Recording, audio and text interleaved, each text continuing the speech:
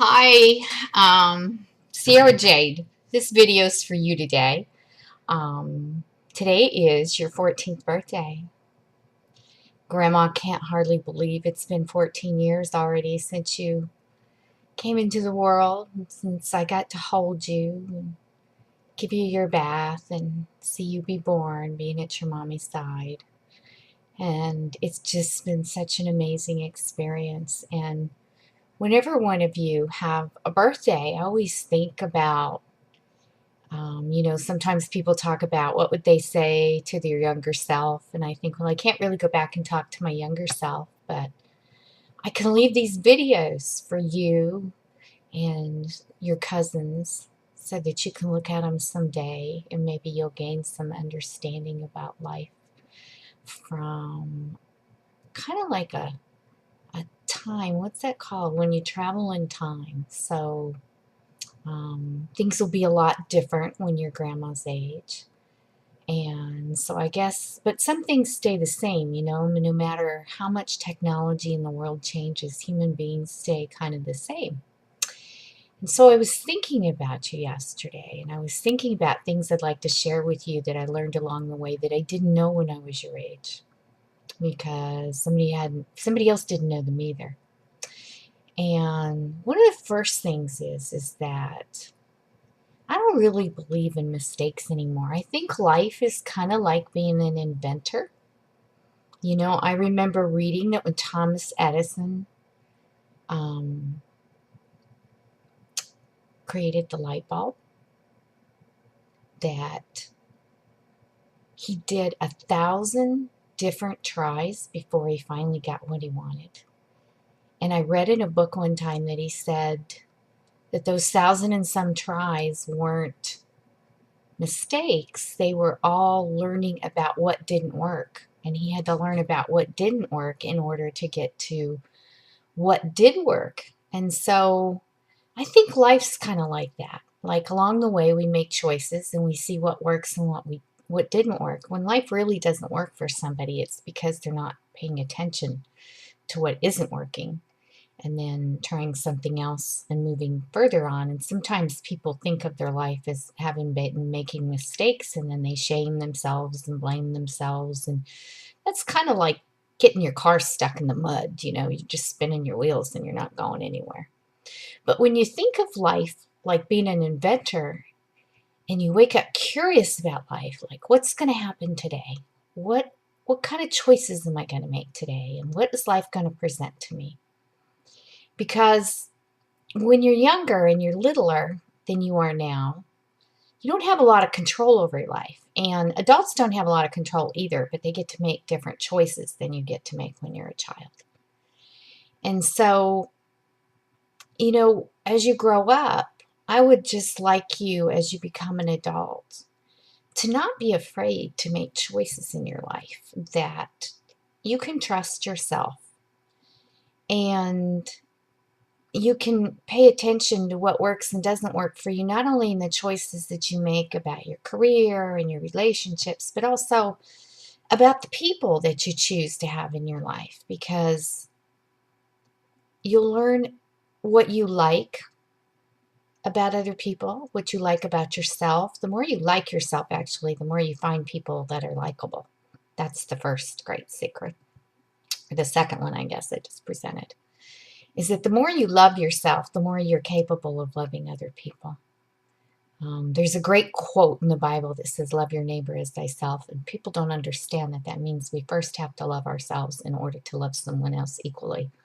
Because if we don't love ourselves and we try to love somebody else, it's just not going to work out very pretty.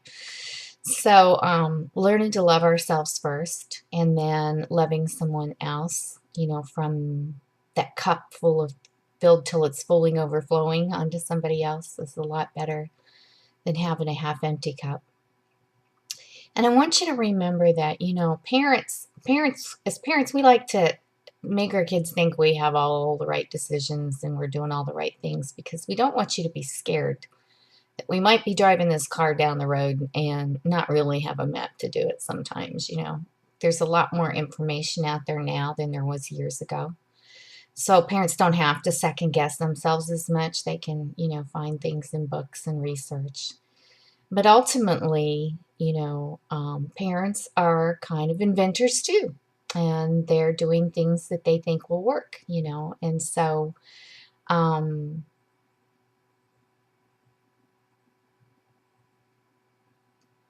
but when they don't, sometimes they're just afraid that you're going to know that. And they don't want you to be afraid. So, taking a look at parents and thinking, they do the best they can for the most part. Most parents really do. Um, some might not. Some might have problems that makes them want to focus more on themselves than they do on their children. And that doesn't mean that children can't grow up and have really great lives. Because when children get to be 18, they start making all those choices. And I think the third thing I'd like to leave you with is anyone in your life who tries to make you feel bad about yourself is not somebody for you to hang out with. You need to surround yourself with people who like you at least as much as you like yourself. And usually those will be people that like themselves too. We can feel bad about people that feel broken inside, and we can pay them compliments. But it's kind of like being out in the big ocean. You can't pull somebody out of the water and save them from drowning until you're safe yourself. So, and you have to keep yourself safe that way. And the last one is this one. This is the greatest secret I know. The magic about life really happens in our heads. It's what we're thinking about. So, for instance, I can wake up in the morning and I can make a list of all the things that have gone wrong in my life or where everything's horrible. And if I went over that list and looked at it again and decided I was going to be grateful for something, I guarantee it's the same list. That we can look inside that same list of, say it's 10 things.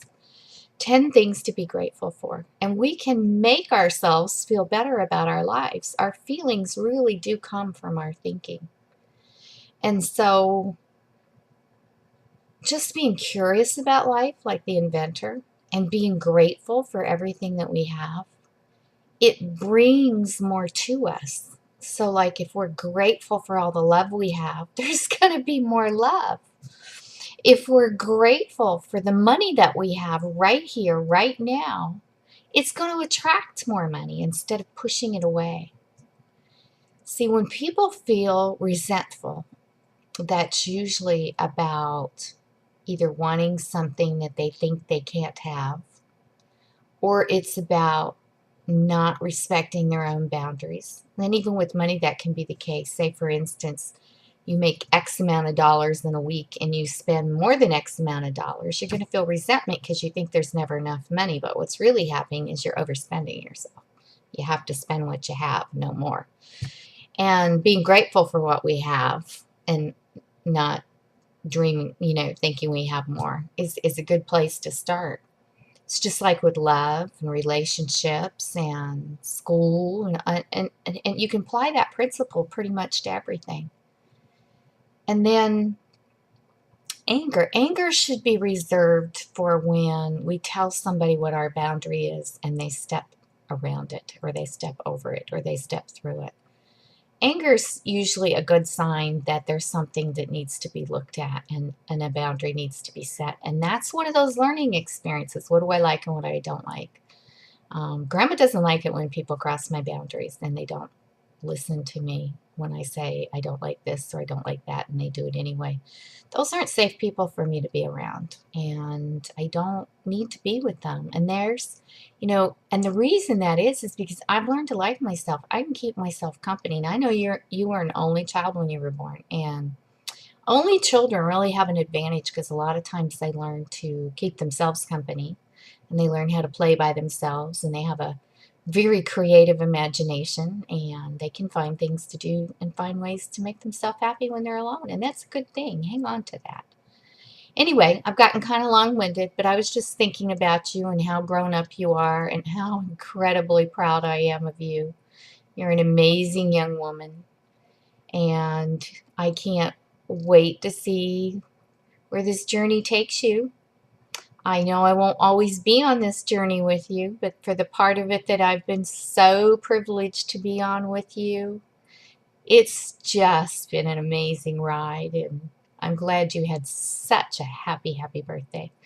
I love you more than I can give words to. My heart feels like it's just so big when I think about you. So I'm not crying because I'm sad. I always cry when I'm happy or when I'm sad. Grandma's just kind of a crier when my emotions come up. So anyway, happy, happy birthday. I loved being at your party, and I hope nothing spoiled it for you. And remember that anytime someone's out of control around you, it's not about you, it's about them. So Grandma loves you bunches. Take care. Bye-bye.